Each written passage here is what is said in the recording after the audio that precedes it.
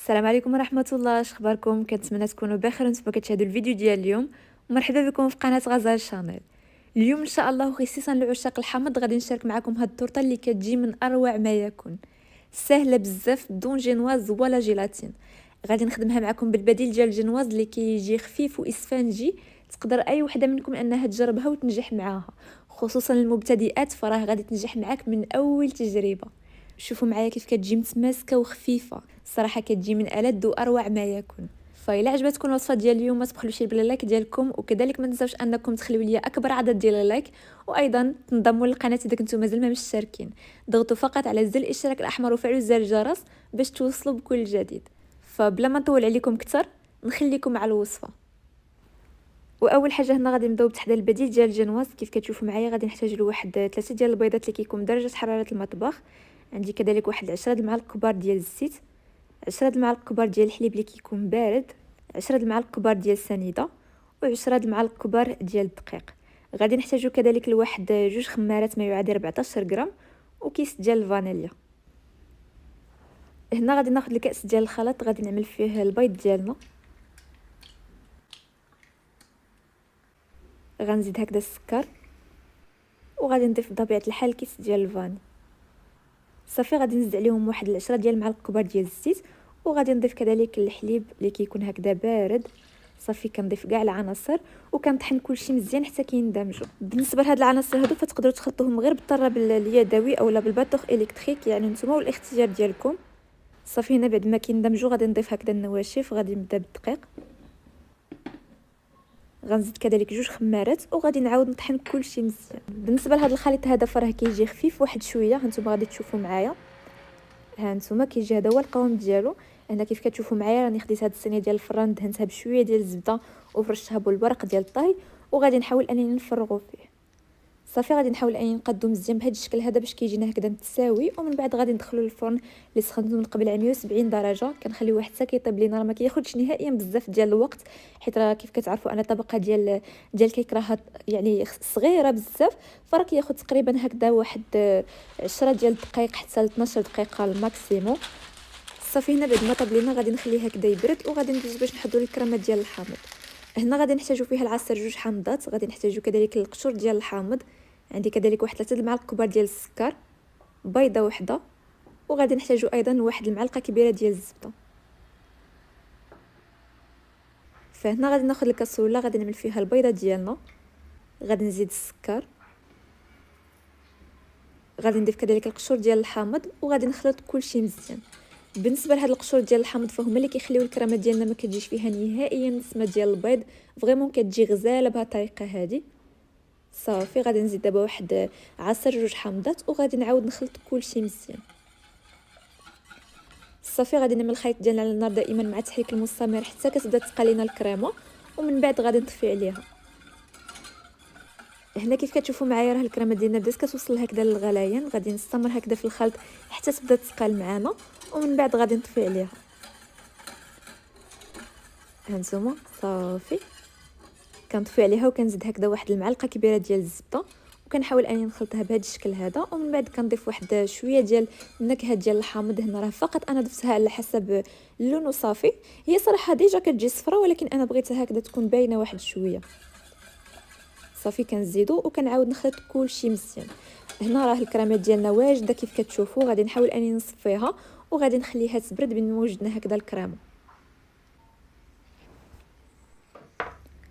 مباشره هنا بعد ما برد لنا الجينواز غادي نبدا هكذا نقطعو. كيف كتشوفوا معايا خديت هذا الاطار هذا بقياس 24 ل 24 سنتيمتر، وغادي نحاول انني نرشمو به. هانتوما كنحطو بهذا الشكل هذا وكنبدا نقطع. بالنسبه للقطعه الثانيه فهنا غادي نقادها هكذا بهاد البقايا هادو.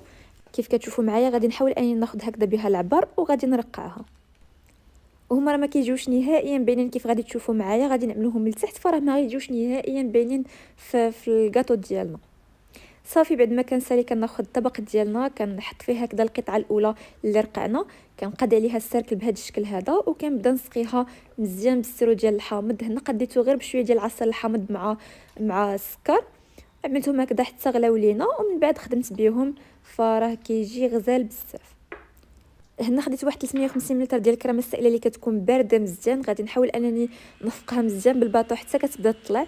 هانتوما كنخفقها مزيان حتى كتوصل لهذا لو نيفو هذا. ومن بعد كنضيف عليها واحد 2 معالق كبار ديال الكريمه ديال الحامض اللي وجدنا. بطبيعه الحال بعد ما كتكون هكذا بردات، وكنعاود نطرب كلشي حتى كطلع لينا.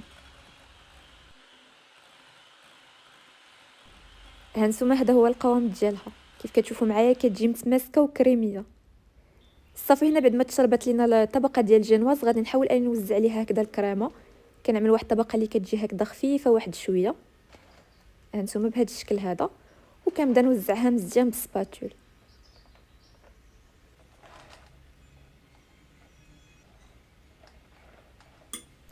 دابا غادي نعمل الطبقه الثانيه ديال الجينواز. كيف كتشوفوا معايا كنحاول اني نقادها بهذا الشكل هذا، وكنسقيها مزيان بالسيرو. صافي كنخليوها تشرب واحد شويه، وكنعملوا ليها واحد الطبقه ديال الكريمه. بطبيعه الحال كنعملوا واحد الطبقه اللي خفيفه، يعني ما كنكثروش بزاف. صافي غادي نحاول اني نفينيها مزيان، وغادي ندخلها للمجمد واحد نص ساعه قبل ما نديمو ليها هكذا باش كتشد لينا راسها وكتجينا هكذا مفينيه. هنا بعد ما خرجتها من المجمد كنحيد هكذا الاطار. كيف كتشوفوا معايا كيتحيد بكل سهوله وكتبقى لينا مقاده. صافي غادي نحاول اني نوزع عليها الكريمه من الجنب بهذا الشكل هذا، وغنقادها مزيان.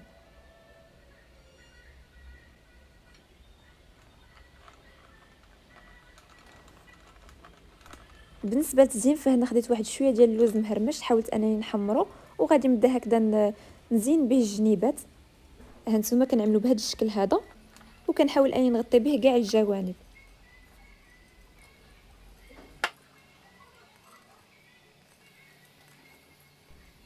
صافي هنا كيف كتشوفوا معايا خديت الكريمه اللي بقات لينا عملتها هكذا في البوش، وغادي نبدا هكذا نزين بها هاد الجنيبات هادو. هنا تقدروا تخدموا باي قمع عندكم. كنحاول اني ندورها على كاع الطورطه ديالنا بهذا الشكل هذا. صافي وكنجي هكذا نقسمها من الوسط. هنا بعد ما بردت لينا الكريمه ديال الحامض غادي نحاول اني نخفقها بهذا الشكل هذا، وغادي نحاول انني نفرغها في هاد الجهه هذه. ما كنستعملهاش كامله كيف كتشوفوا، كنعمل غير القياس. هانتوما كنوزعها بهذا الشكل وكنقادها مزيان بالمعلقه. بالنسبه لهاد الجهه الثانيه فغادي نزينها بالفواكه الموسميه. هنا تقدروا تستعملوا اي فاكهه متوفره عندكم. انا هنا عندي واحد شويه ديال الفرomboise، شويه ديال الكيوي، وشويه ديال الموندالين وتوت. تقدروا تعملوا اي حاجه عندكم، يعني ماشي مشكل نهائيا. صافي غادي نحاول انني نديكوري بها بهذا الشكل هذا، ومن بعد غادي ندهنهم بالناباج. كيف كتشوفوا معايا كيجي هذا هو الشكل النهائي ديال التورته ديالنا. كتجي راقيه وكتجي غزاله، لا في الشكل ديالها ولا في المذاق. الصراحه كتجي من ألذ واروع ما يكون. كنتمنى فعلا انكم تجربوها، وعلاش لا تشاركوني التطبيقات ديالكم في الانستغرام ديالي اللي غادي يبان لكم على الشاشه. الا عجبتكم الوصفه ديال اليوم ما تبخلوش بلا لايك ديالكم والتعليقات ديالكم اللي كيحفزوني وكيخليوا لي انني نعطيكم المزيد. كنشكركم بزاف على المتابعه. السلام عليكم.